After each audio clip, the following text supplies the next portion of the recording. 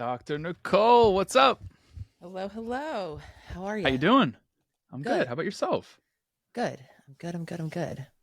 It's been a hot minute since we've done this. I think it's been 3 years. Is You that have any questions? I was trying to figure out with Furcon how long it has been, and it eluded both of us. 3 years, huh? It's crazy. No questions. I'm super excited and honored to be back. Thank you, Matt. And I do have Furcon here with me, so if you do need anything Cool. shifted or changed, audio, No, no, visually, no. let us know. You look great. You look great. I'm already recording. I keep this super casual. In fact, I already asked you our first question, which is how are you? But I'll re-ask that question. How are you really is how I will preface that. I appreciate it. I'm in a moment, many moments, I think, where Mm, after having gone really hard in terms of promoting the book, meeting the community, having conversations, having an event, a lot of output. I've been spending many yeah. moments enjoying kind of process of turning inward, of finding stillness and regrounding myself. So that's how I'm really on my way to regrounding in the beautiful nature of solitude. I love that. It leads me to ask you this, right? Like we can go from accomplishment to accomplishment without celebrating or without just taking that pause. So how do we do that? And I'm guilty, by the way, totally guilty. 100%. I mean, I think I've spent decades, or I know I've spent decades of my life seeking what the next, whether it was an accomplishment or just the next to do list, the next thing Yeah. to check off, to get done.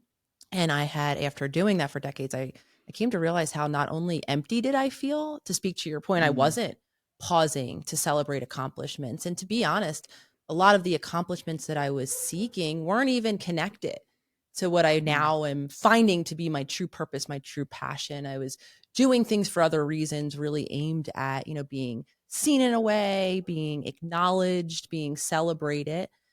And I came to realize how exhausting it is to go from one thing to the other.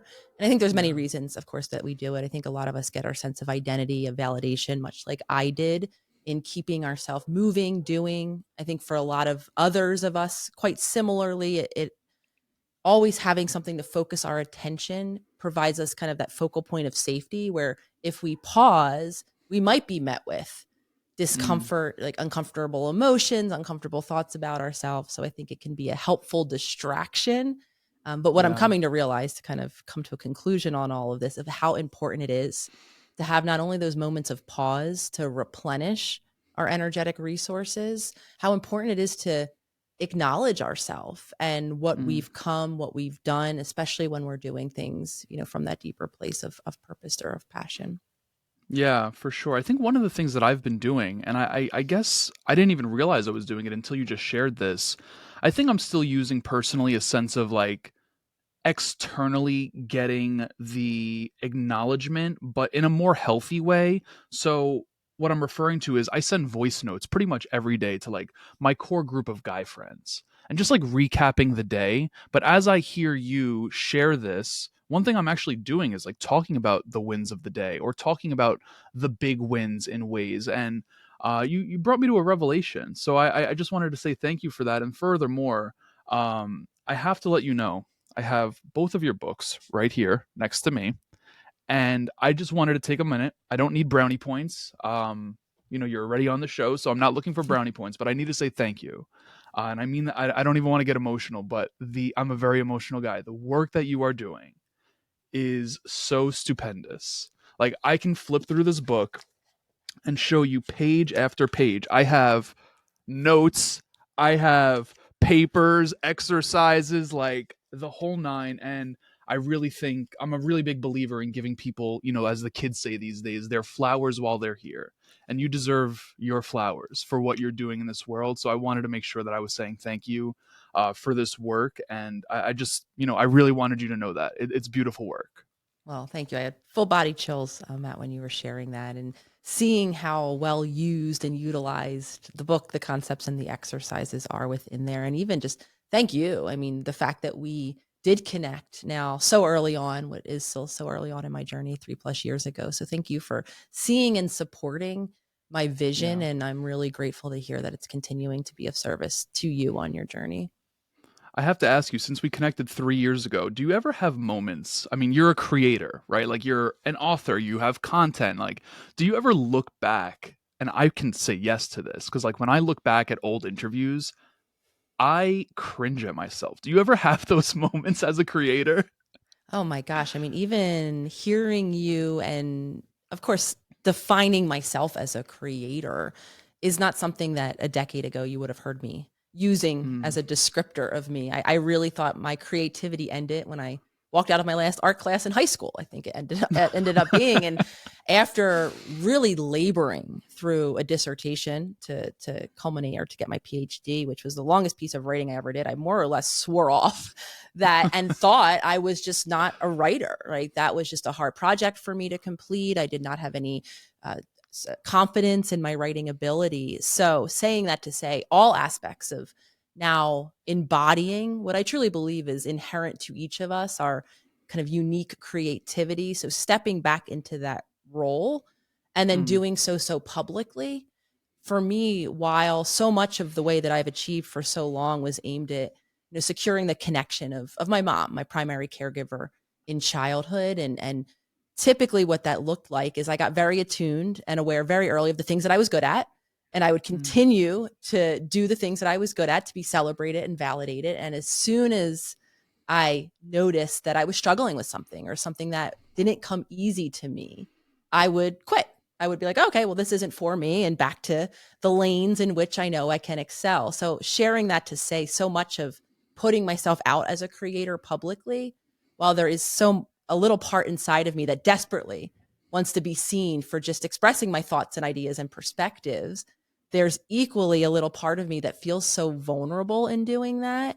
And yeah. on top of that, learning to speak on camera, which in the beginning, if I cringe looking at my interviews, I mean, I'm talking a mile a minute. My hands are flailing all over the place. All of my anxiety is just right an embodiment of display. And I'm probably making people that are listening really anxious in doing so. So the simple answer is yes. This whole shift in terms of my own healing journey of stepping back into myself, of learning how to be secure enough in my thoughts and ideas that I can present it publicly, learning how to do new things in front of the public eye has all been really a trip, to say the least.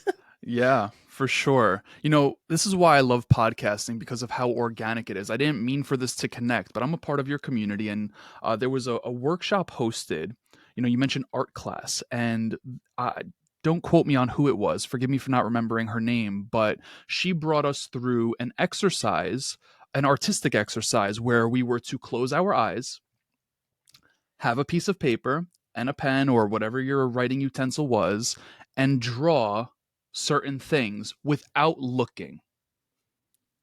And I think that was one. I literally I have a folder literally next to me of all things I do in therapy. To me, that's a form of therapy, right? So whether I'm working with my psychotherapist or something like that in a community, and what a beautiful exercise that was to close your eyes, which in my eyes, that meant removing the expectation of some sort of outcome. I love doing that. Like, what do you feel about that? What do you think that particular exercise means? Am I on point with that? That I think it was Kara, the playful warrior, There and you I go. I met Yes. her work very early on. Actually, we started our Instagram journey at more or less around the same time. So I've been following her, and at one point we connected, and she reached out and offered me one of those play sessions. She calls them Mm, individually. So that was the first time that I was offered this exercise, and I was very honestly challenged by it for two um, different reasons, because I think it brings up two different layers of our experience. And going back to kind of connected to what you're saying here, Matt, which is that it's really an embodiment exercise, right? When I shut my mm, eyes, whether I'm meditating or taking a moment in just my own internal world, or, I have a pen or a utensil in hand and I'm creating something externally, without that visual, right, kind of feedback to see what my hands doing, or the visual yeah, feedback of distractions in my environment, if I'm taking that moment of solitude, what I'm really met with is the embodiment of myself in that moment. So in the mm, example of drawing, right? Being in my body, feeling the utensil in my hand, feeling for the paper, feeling my, fingers tense and release as I'm drawing whatever it is. And I'm feeling, if you will, in that moment from the inside. And then the extension yeah, of that is it removes the ability to go into that external observer mode where many of us spend our time, and then look at the product itself and Yeah. begin to judge. So explaining that, because on both levels, I am continuing, as many of us are, to be a work in progress in terms of learning how to be in my body, not just externally looking at my body or hearing feedback about my body from someone else. What does it feel like being in my body? Mm, And then more so, because I am someone who's very much achievement driven, which I think for a lot of us comes with the kind of perfectionistic, right? Looking at the product, the output, and criticizing and judging and worrying about what other people will think of it. I'm very challenged for that extent of it too. Whenever I go yeah. to create art, blindfolded or visually seeing the art, there's that part of my conditioned brain that automatically goes into judgment, and then sometimes Yeah. might restrict or constrict or result in me abandoning the activity in and of itself. Yeah. I'm curious to learn how you use something like your drive to achieve in a healthy way where you are today, right? Because one thing that I've been learning just in general, not even just about myself, is like these things aren't necessarily bad or good. Those are just merely labels we put on them in ways they show up. So, how have you personally shifted to achieve in a maybe more quote unquote balanced or healthy way? I think this beautifully goes back to, as the introduction, asking me how I'm doing. For me, it's so foundationally important to be in connection with Mm, my body, regardless of who wants what of me, of what opportunity is even available that I may or may not be interested in doing. Really, from the moment I wake up in the morning, keeping myself foundationally connected to my physical body, to its mm, energetic needs, to its limits in terms of resources. Because what I have learned is that the achievement that I used to do wasn't, as I said earlier, coming from that purposeful, passionate, internal yeah. reservoir of desire, right? I'm interested in this. I'm curious about it. I'm interested in it. I want to do it. And I have the energy to. It was Mm, coming from this very conditioned way, as I shared, that I had learned to gain value, to gain a sense of worthiness. And with kind of the internal construction, right? Going back to saying, okay, I don't have to achieve just because it's offered to me. I don't have to do something because someone else wants to. I don't have to do something because I want to if I don't have the resources in that moment. Because I yeah. believe it's only when we're in that energetic alignment, right? When our needs are being met, so our nervous system feels grounded and at ease, that we can really tap into that deeper kind of sense of purpose and passion. So for me, it's that connection, which then offers opportunities for me to say and get really clear on things that I'm interested in, right? Endless opportunities are offered to me, and taking that moment and saying, is this really aligned? Is this something that I feel strongly about? And do I have the space in my schedule, the energetic resources, the tools, if you will, to execute? And when both of those things then are a yes, right, then I accept the project, I create the thing. And so for me, even just sharing where I am in a moment of time now, it's really, again, going inward, replenishing those resources so that I could get really clear and in alignment with what it is that will come next for me, Right. even though I could have immediately gone into, oh, well, here's the next project. Here's the next thing I'm even interested in doing. Let me just go execute it. Understanding that there are moments like now where I do need to replenish so that then when the time is ready, I will be able to serve in the way that I want. You beat me to my next question. I was going to ask you if there were like a set of questions that you ask yourself before pursuing an endeavor, and you provided that. So I really appreciate that. I think that's super helpful and actionable to everyone that tunes into this. So I'm going to throw a little bit of a curveball here. I'm curious to learn. Knowing, I mean, I've saw you on so many podcasts, especially for the press run, and I'm sure you get them in the community and beyond. But what's a question you wish more people would ask you, and how would you answer that? Oh, really interesting question, Matt. What is a question that I wish people would ask me more of? It's interesting because I do get a lot of different types of questions, from content based to I'm sure. personal type questions. And as I'm sure you know by now, I'm very open in terms of sharing my personal side of the Yeah. journey. So I'm not sure. Actually, I have to think on this one a little more of what would be of interest to me to chat Yeah, more we about. we could let it marinate, but I always put it out there. I mean, I feel like it's almost our job as a podcaster, right? To make sure that we cover all the angles. And that's one of the things that I'm trying to work on. And I think it's, as a podcaster, you work on it like without even trying, right? Just seeing the world differently. I always use the example that you and I could be walking down the street right now and see a pit bull, and I run the opposite way and you run toward that pit bull. And it's because, hey, that's just what our experiences have, shown us in life. So I'm trying to shift out of my paradigm by asking that type of question, but we'll let that one marinate. I want to touch on the book. This is such a powerful book to dive into. How to Be the Love That You Seek. Firstly, I want to ask you from a male perspective, how have men in your community been, or over the course of your years doing this, how have you seen men start to shift, right? Like, have you seen an increase in men joining the community? Have you seen the DMs or the followers with more men in them? I'm really curious to dive into it from that perspective.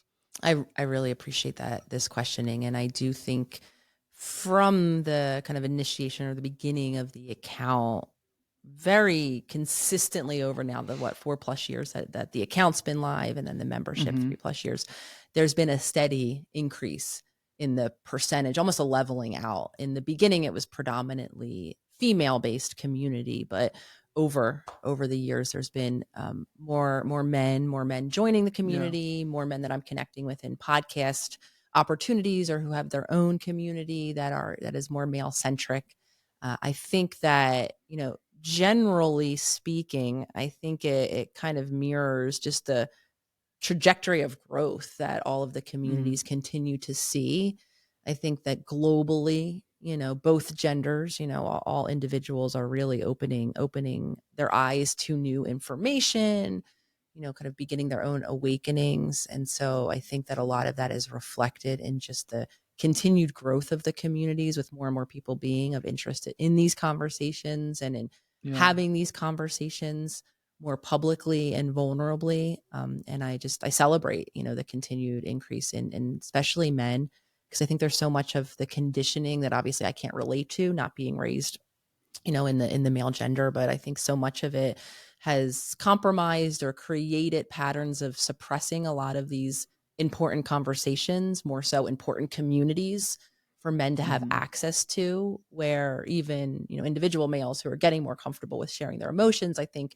So even hearing you sharing with your friends, like these voice notes at the end of every day, I had a big Yeah. smile inside when you were sharing that, because I just think that's so refreshing, is Mm. all individuals really learning how to embrace not only themselves, but doing so in those authentic groups or communities is so, I think, universally important for all of us humans. Yeah, it is. I remember the first time I started therapy. I think I was 27. I'm 30 now, and just like the weight that I felt lifted off my shoulder for sharing the things that I've never shared before. Yeah. Right? Like I would finish a session and I would walk outside just to like process and like go for, a mile walk, go back home, get back into my work, and you would just like literally feel your shoulders drop. Like it was really so nice to experience that. And yeah, I was just curious to see like what you see from men. I know that obviously you're spearheading this initiative, and when I pick up your books, like you've prompted me to do so many things in maybe not direct ways, but like, for example, I've never had a conversation with my dad about how I wished he would have raised me. Like something like that. Like, am I grateful that I have a father? Absolutely. But, it was, our relationship was, hey, what was I doing on the baseball diamond? Did I have a good game pitching? How did I do at the plate? What did I do on the court? What's going on in sports? And it was like, hey, dude, like we never had a conversation about sex. We never had a conversation about money. We never had a conversation about dating.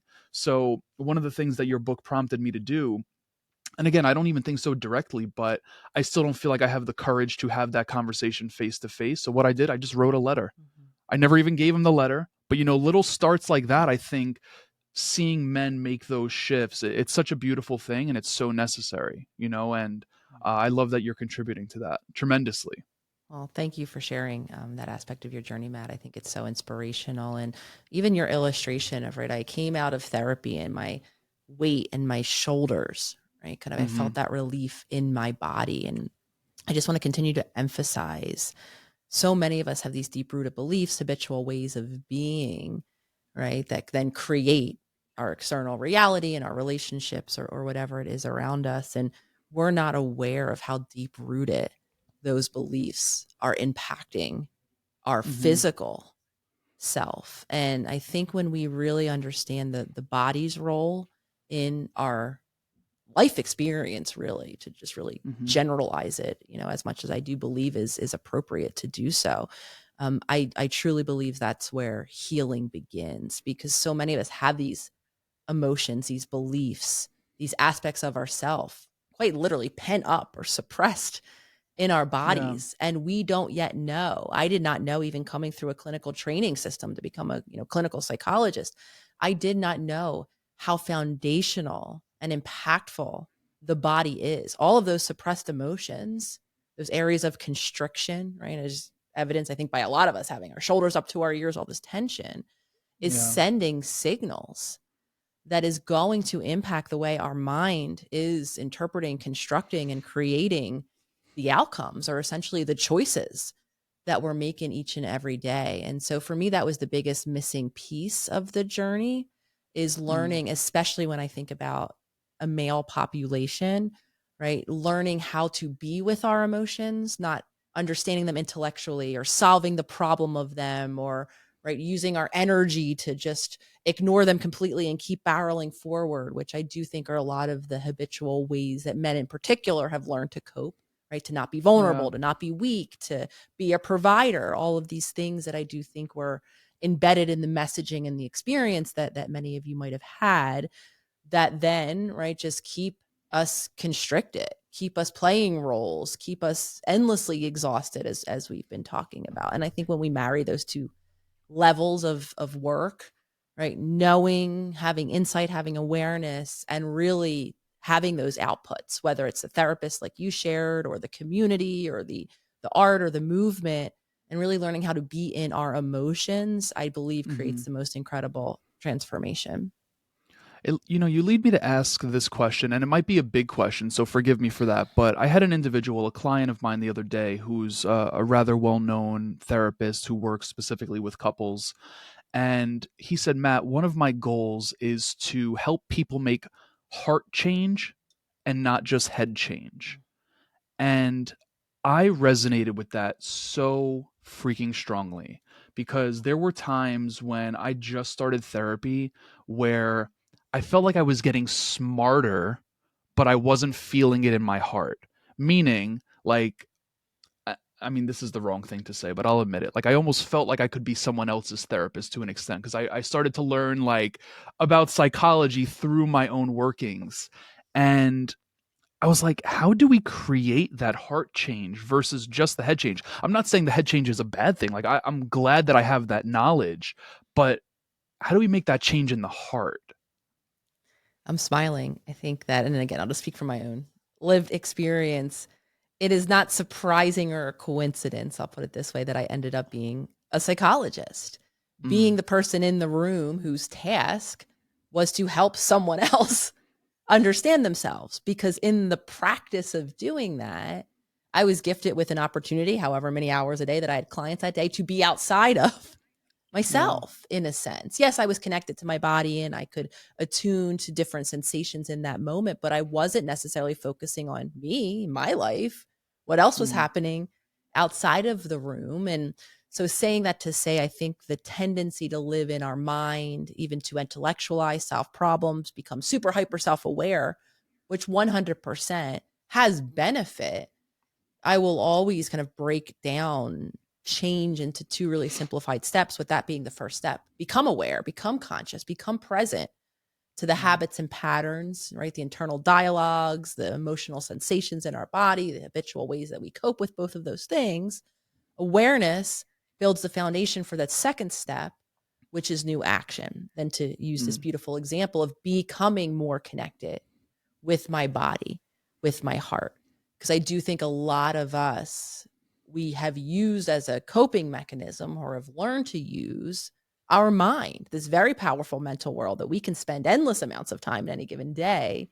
as a safe distance, a distraction from what's going actually on in our Right. bodies. So I think taking those moments throughout our day to shift focus, it could be even as simple as first noticing when your attention is either distracted externally with all the endless Mhm. happenings around you, or even internally, right? Getting caught up in overanalyzing yourself, or in worrying about a future, problem or concern, or rehashing a past argument and determining what you could have said differently or better this next time, right?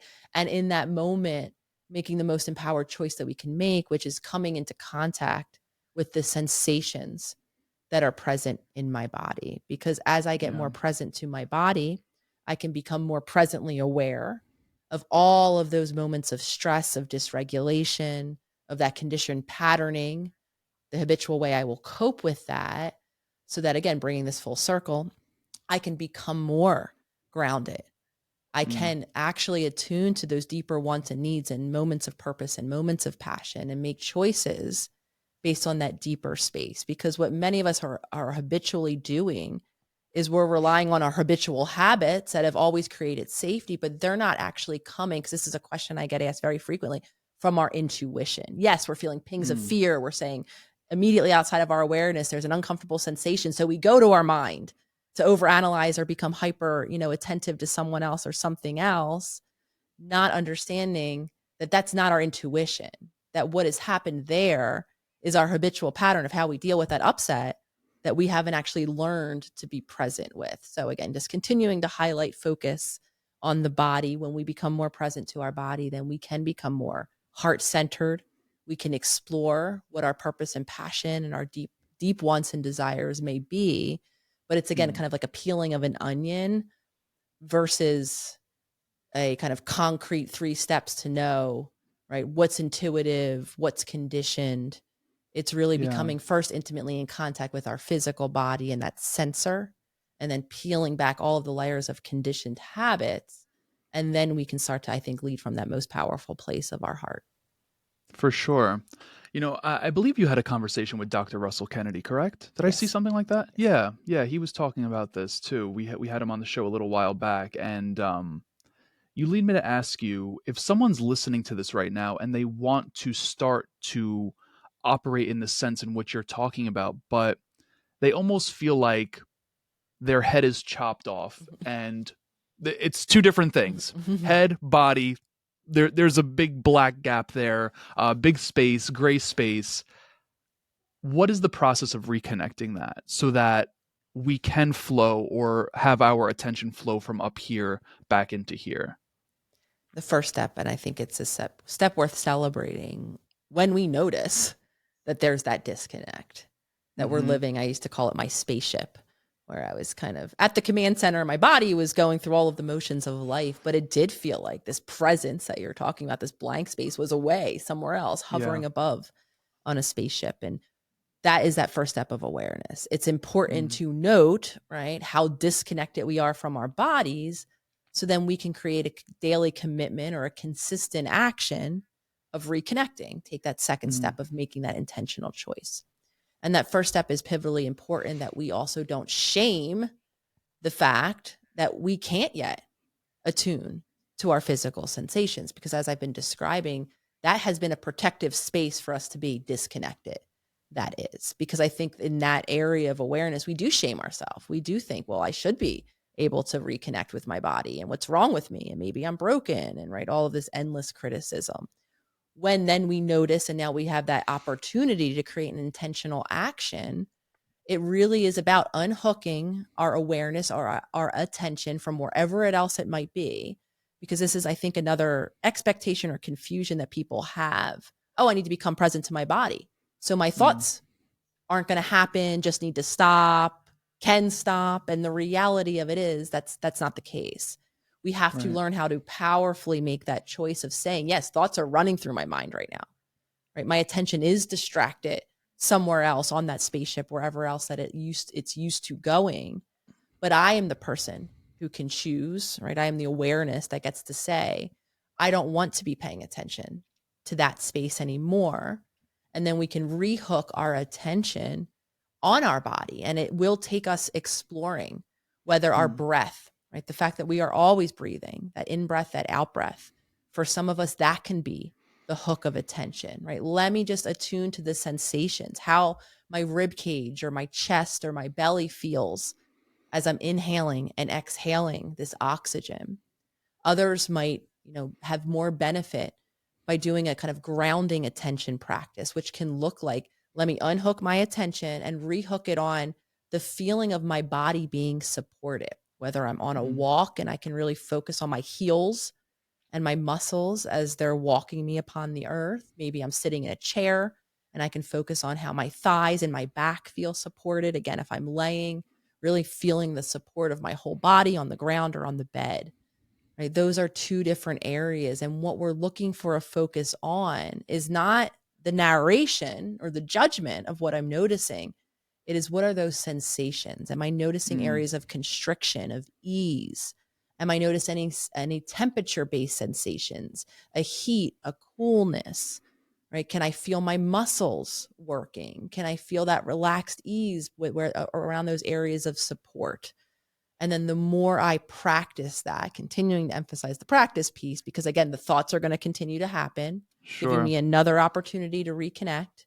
I might begin to overanalyze or judge what I'm noticing in terms of sensation, but the focus and the emphasis we want to put on the practice is on the sensation, less about even determining the right word or accurate description of the sensation, and more about just being in our sensory body, having that Mm. kind of more physical or visceral moment. I'm so glad you emphasized the word practice because it's Yes. so easy to want to do things perfectly. Immediately. Right. Uh, Mm-hmm. yeah, I felt that right away, literally right away. Um, Going backwards, like sticking on the conversation of men specifically, I'm curious to know if you feel like there is something men can do in a heterosexual relationship to help women feel safe enough for us to be our vulnerable form and remove the masks. I think safety, and this is one of my hopeful takeaways, or what I hope is a major takeaway of this new book. Yeah. I think a lot of us as adults, gender aside, need to relearn a new definition of what safety is. Mm. Safety and the security in a relationship, right? Both individual and in that relational space is really just simply, it's a grounded state of presence, the ability to feel safe, to feel at ease in whatever's happening or present to us in the moment, to share our perspectives, to share our emotions, to be on the receiving and giving end of support, one of the major values and reasons we need relationship, and simply, like you're beautifully saying, Matt, to be ourselves, right? To take off that Mhm. mask, to just let it all hang out, if you will. And that is a kind of grounded state of presence, which means the safety, just as much as to share the beautiful aspects of ourselves, to share the more difficult, the more upsetting, to have the more Yeah. difficult conversations. And I think either individual, to create that safety in our relationships, as the book begins, it really needs to begin foundationally within ourselves, right? So Mm. for all the men out there listening, becoming and creating the space in your own individual life to be a safe presence for your own perspectives, for your own emotions, like we were sharing earlier, right? Allowing yourself to be with whatever it is, and allow your shoulders and at ease and your presence to be within which whatever is there for you. So Mm. when that safety happens and we can feel okay to be with our sadness, to be with our anger, to communicate that, to share our perspectives, to share our wants and our needs, and to be ourself, right? Then we can extend that safety to those around us, right? We can receive other people. And this is, I think, where even the many of us that are on our individual journeys will still, and this is a major, it was a major purpose of my book, or reason why the book on relationships came next, is I think a lot of us will continue to see these struggles in our relationships, right? We feel safe to some extent within our own self and our own mind. And when present to or offered a differing perspective, different emotions, like you're saying, having this moment of the pit bull and having a partner, a loved one who and is having a completely different experience to life in that Right. moment than you are, who might be having opposing wants or needs and Mm. desires for the future, right? That's when I think some of us shift back into not being that safe presence, having that immediate Mm, reaction to that difference of opinion, of desire, of emotion, or whatever it is in that moment. So it really is an embodied practice, teaching yeah. ourselves how to be safe enough within our own presence, and then teaching ourselves how to be that safe space. Because I do get a lot of type of questions of, well, how do I get someone else to open up to me? How do I get them to be who they are? And then Sure. so I can be myself, and vice versa. And I do believe that begins, right? Not with getting anyone or saying the right thing or prompting in the right way. It's actually an energetic communication where you are so Mm, authentically yourself. And then when faced with even difficult conversations, instead of becoming reactive, we can stay within our grounded presence, being curious about why there's differences there, negotiate for a future that takes into consideration both of our wants and desires or best interests. So safety, again, is really an embodied practice that I yeah. do believe begins with ourselves as individuals, and then we extend to those around us so that both we can be ourselves and so that they can be themselves. How much does proximity play into something like safety? And what I mean by that, for example, is if I'm in a relationship with someone and I come into this relationship with the mask off, and maybe they have the mask on, or vice versa, of course, how much does proximity play into, and maybe this is very individualistic based on a relationship. I'm sure there's so many different dynamics here, but almost like a leading by example thing. Does that have any play in this? I think that the most impactful way that we can inspire someone to change is by modeling or by leading Okay. Yeah. by example. Because I do believe some of us we make an attempt at coercing, at threatening, at demanding, right? Under this belief that Mm. we can change someone else, right? We can Mhm. lecture them on how important it is to be themselves and how much we want to know themselves. That, just like in childhood, is going to be much less impactful, right? What parents say impacts less than what they do, what is Mm. seen, and how the person is experienced then in relationship. So I think leading by example, right? Being authentically, transparently who each of us are in relationship, of course, in some relationship context, because when we're at ease, not only are we modeling that authentic way of being kind of in a visual sense of the way, we're doing so in an energetic sense too. We're sending those signals of safety, of ease, of security in ourself that the other individual's nervous system is going to pick up on, which Mm. might then result in them feeling a little more safe, secure, and at ease, which might then allow them to enter into a more authentic expression themselves. So we are sending, and Yeah. this is a big point of my book, there's so many signals that we're sending, not just in what we're saying and doing, kind of objectively, if you will, but in Mhm. the energetic experience that someone can have of us in those moments of expression, that I do think might be what inspires, either because implicitly the person just feels safer to do or share something around you, or they're watching and you're modeling, and what they're seeing you create in your life becomes attractive and of interest. And they might then begin to lay down their mask, or let down their walls, I should say, take off their mask, and be able to Yeah. embody that journey themselves. Yeah, for sure. Is it possible to heal within a relationship from an individualistic perspective? Does it have to happen before? Can it happen during? I believe that healing happens in relationship, beginning first and foremost And within the relationship with ourselves. Because a big question mm, that would come up often when I started to speak about, I have a book on relationships coming. And when I was promoting the book, a lot of people would ask, well, what if I'm not in a relationship? Is this mm, appropriate? Can I be of benefit for this? Should I wait until I get in a relationship to read it? And my answer always back was a reminder that we are all in relationship with ourselves first and foremost, with all of the love different that. humans, right, that we interact with on any given basis, even if we're not in Yeah. a committed partnership. And then, as I was sharing earlier, it is the dynamic patterns, the ways that we've learned to relate that will come up in our Mm, relationships. So I believe that healing has to happen. And it's a big reason why I created Self Healer Circle, my virtual global community, really emphasizing and understanding myself, the importance, right, of the community in which you're a part of, which is so beautiful, the importance of being around and cultivating and creating individual relationship, because again, we are always in relationship. It is in relationship where our deepest rooted patterns will become present to them. And therefore, to simply answer your question, it is only within relationship that true healing can happen. Yeah. This might be a cheat code here, but how to be the love you seek. How do you become the love you seek? I love it. Cheat code.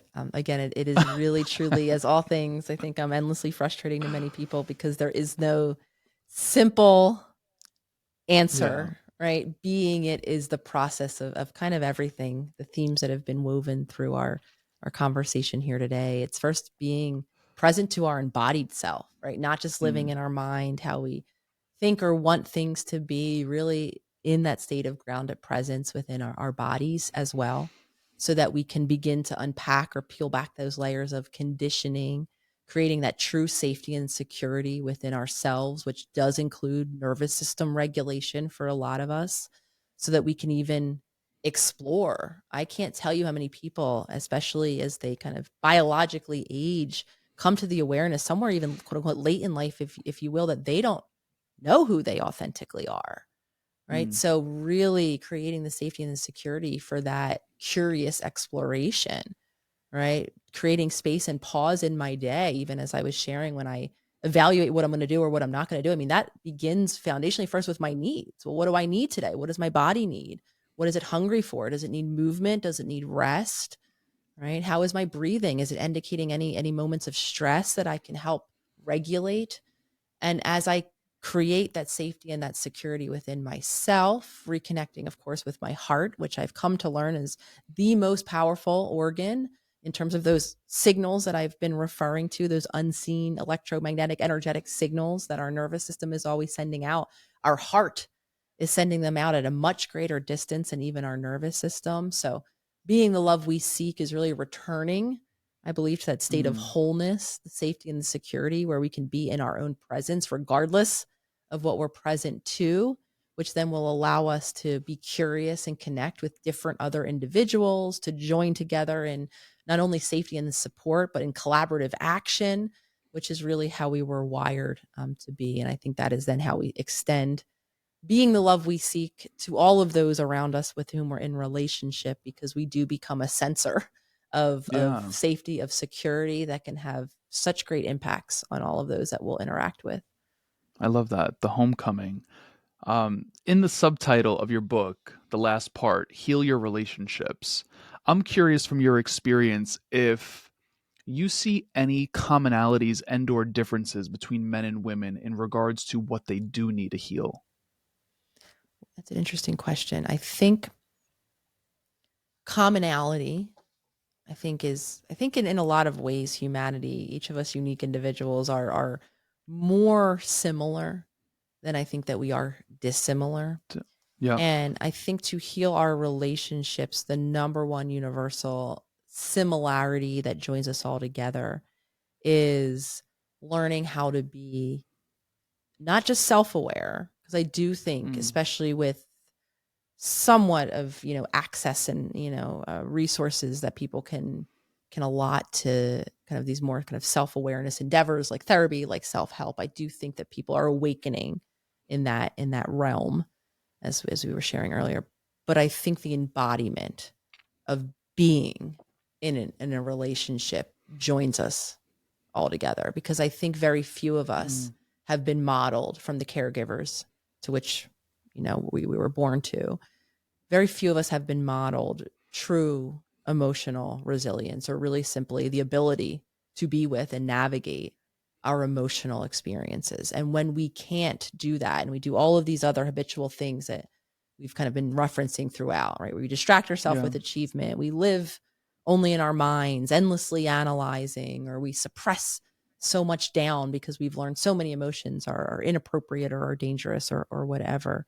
I think so many of us, when we're not attuned to ourself emotionally, the byproduct of that are all of these masks, these conditioned ways, these modified ways of being that ultimately, universally, all end up with each of us feeling emotionally disconnected in our relationships, not emotionally attuned, not Right. seen as the emotional being that we are. And I think that spans genders, it spans cultures, Of course, I Hmm. think there's individual trajectories, of course, on what led to that. But I think the commonality is to heal our relationships.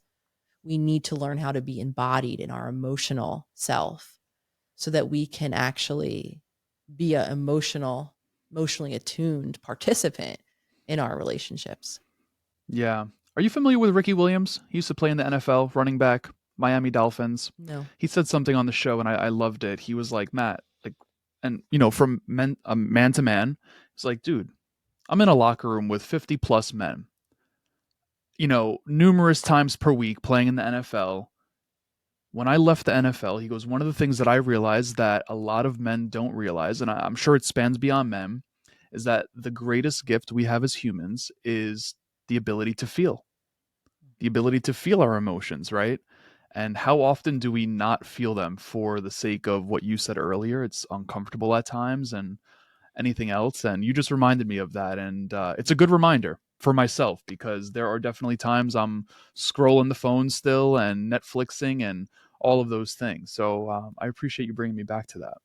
I do agree. I think that our emotions are what gives us our human experience. It really literally colors, it Yeah. animates us, it allows us to feel a part of this physical um, environment, really. Yeah. And again, I do, and I'm happy you brought that quote up, and we're kind of emphasizing this point a little bit because I do think that there are some misinterpretations or expectations that the goal is to become, right? I think this enlightened being that some of us imagine or are in task of entering that state, I think a lot of us might have this idea or anticipation or even hope that that means we are peaceful at all times. There is never an emotion that we will come in contact with ever again, right? We are kind of like the Buddha on the hill who never has any disturbance or suffering, right? Let Wait, are alone you telling me are you telling me you don't float when you meditate?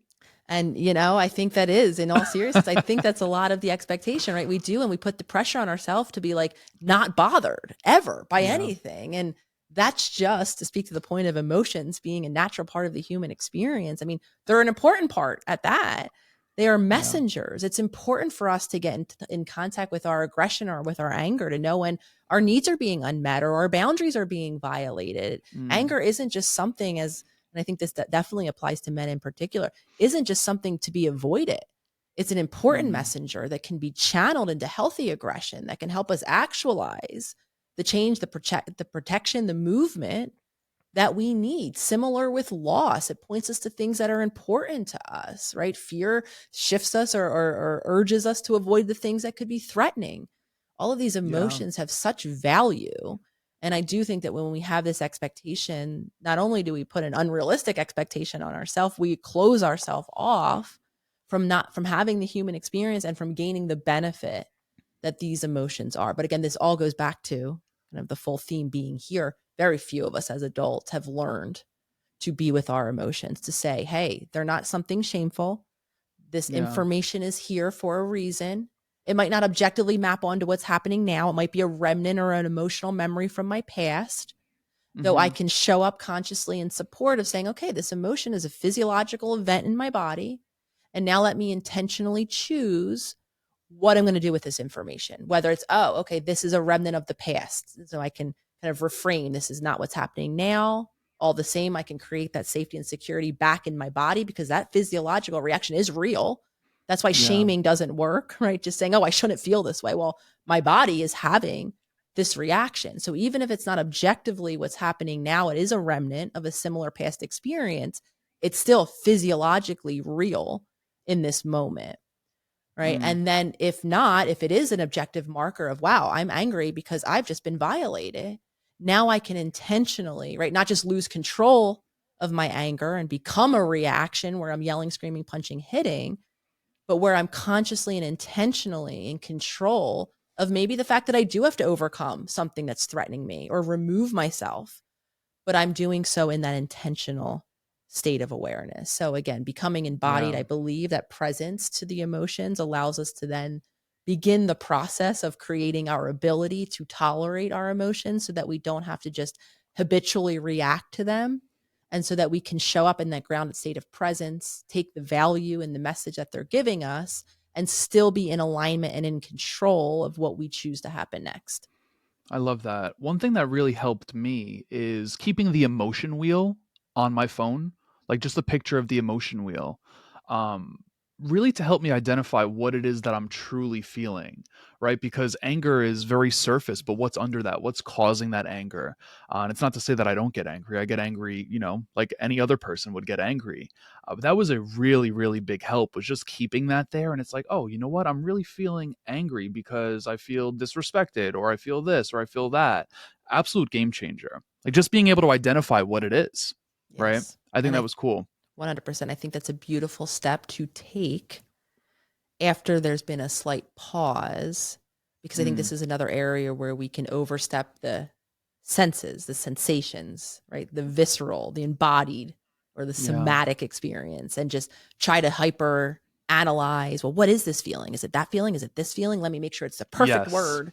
And so just offering the caveat here being beautiful step once you've just taken a moment and said, before I know what it is, what does it feel like? Does it feel like a Yeah. sickness in my stomach? Does it feel like a coldness in my hands? Does it feel like a tingling or a pressure in my chest? Right? Just giving some and the kind of possible sensations, but of Yeah. course, opening to exploration and then popping up that phone, beautiful, right? Looking at the Yeah. feeling wheel, really exploring that feelings sometimes do cover other feelings that might be safer or more appropriate, right? If we've learned that anger is beneficial, right? Don't be weak, be angry instead, then we might immediately go to anger instead of deep sadness or loss that's Mm, beneath the anger, because that's what's been deemed as socially appropriate and validated likely in our individual experience. But the caveat again being, make sure that we're also taking a moment of space, because again, the perfectionist in many of us, the overachiever, the person who is on very much a well-meaning journey of self-awareness might labor too much in giving it the right word,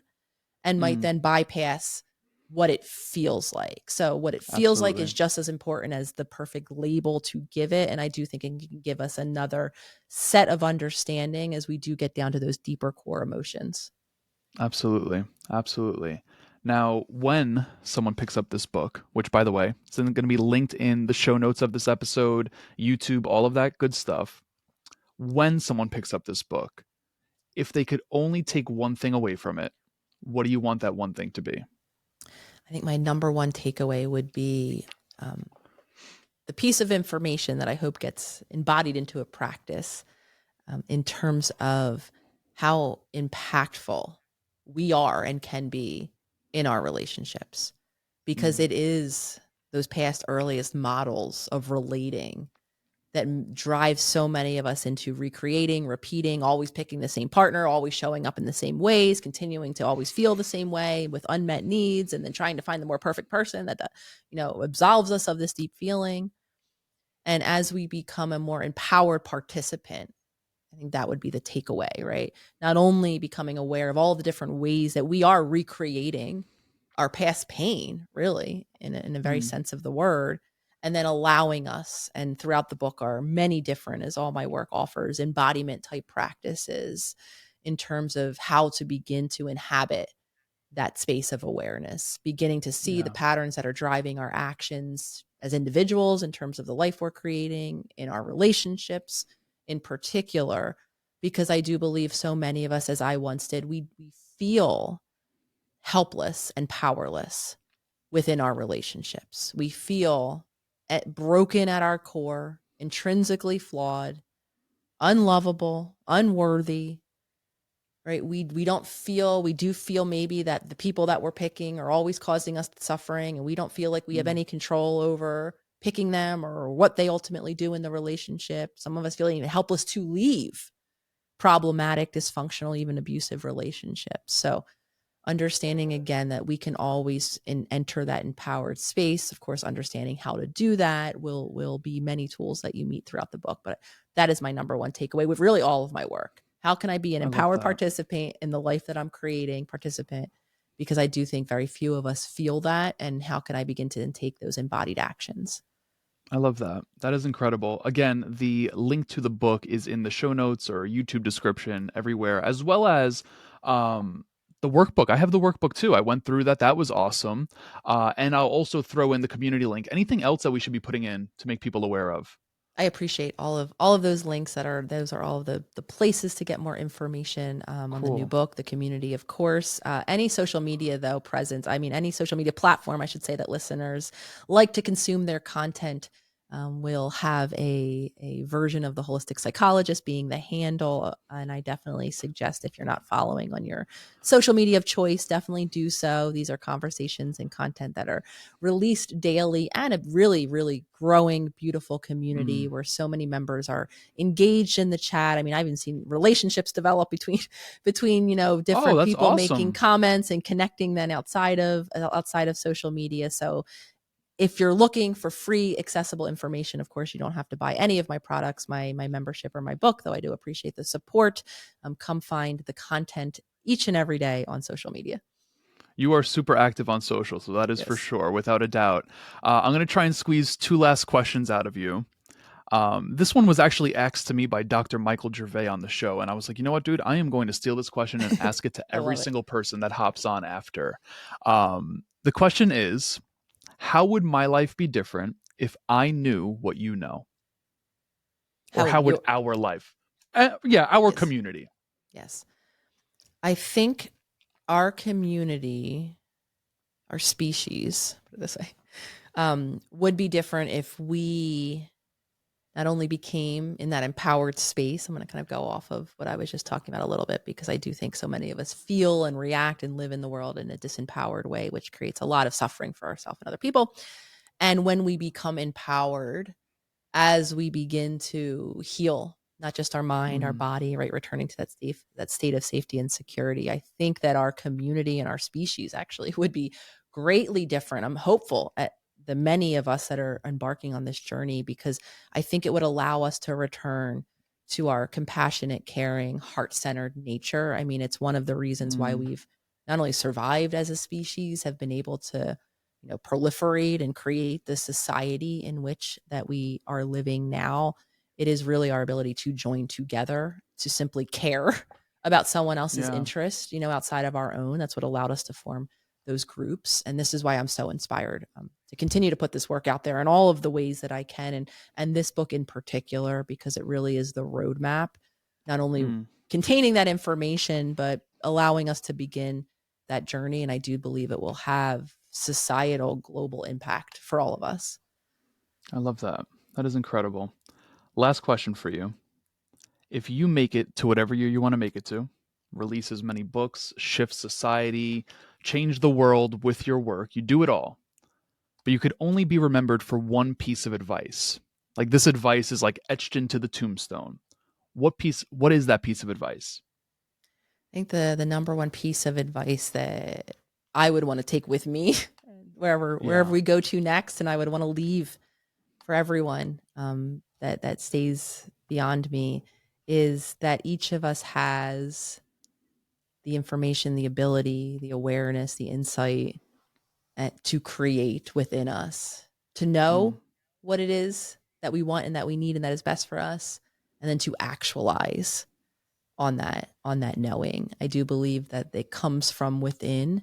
I do think that and I'm grateful to be a part of a tradition, a lineage of you, if you will, of information, as I've gained so much information from books, from conceptual theorists, of people who have well gone before.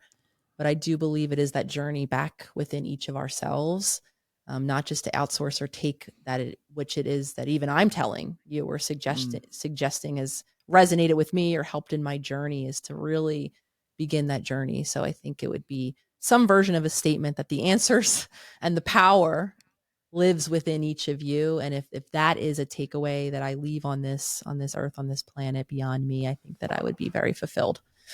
That is a mic drop moment. Dr. Nicole, thank you so much for this opportunity. I truly, truly appreciate it. You are absolutely incredible. And again, links to all of the good stuff, socials, books, workbooks, communities in the show notes. But thank you so much, Dr. Nicole.